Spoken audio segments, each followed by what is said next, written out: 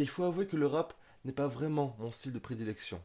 Mais pourtant, quand j'en parle avec des vrais fans, je suis souvent étonné qu'ils ne connaissent pas Stupéflip. Le Stup Crew n'est pas si vieux et il s'est pourtant déjà imposé comme une référence en matière de rap français. Et aujourd'hui, nous allons parler d'un morceau qui, n'en déplaise aux puristes, est un ovni dans la discographie de Stupéflip. Mais ça reste malgré tout ma chanson préférée du groupe.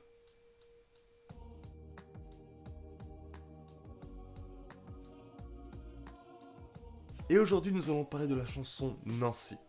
Et comme pour les autres vidéos, je vous invite à écouter le morceau au moins une fois avant de regarder cette analyse. Il est là-bas.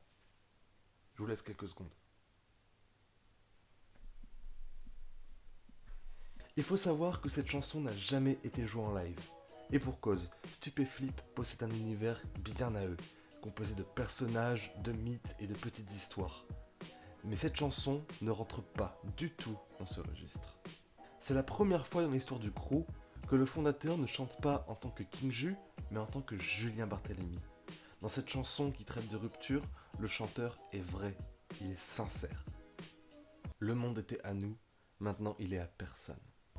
C'est ainsi que démarre le premier couplet, avec une métaphore annonçant la rupture. Quand ils étaient amoureux, tout était possible, le monde était à eux, ils étaient forts.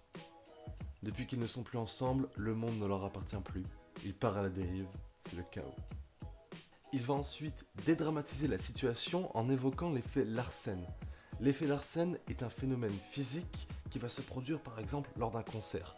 Quand le son d'un haut-parleur est capté dans un micro, le micro va reprendre ce son pour l'amplifier dans le même haut-parleur, qui est recapté par le micro, qui est réamplifié dans le haut-parleur. Bref, cette boucle va créer un son strident comme celui-ci,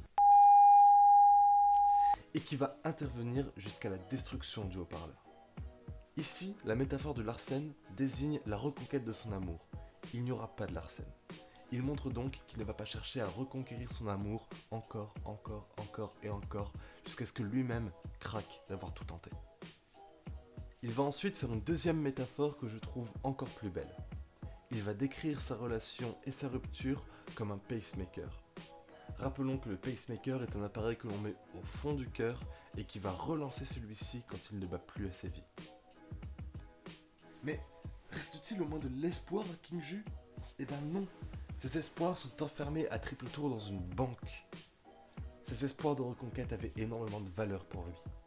Aujourd'hui, ils sont enfermés comme un trésor auquel il n'aurait plus accès.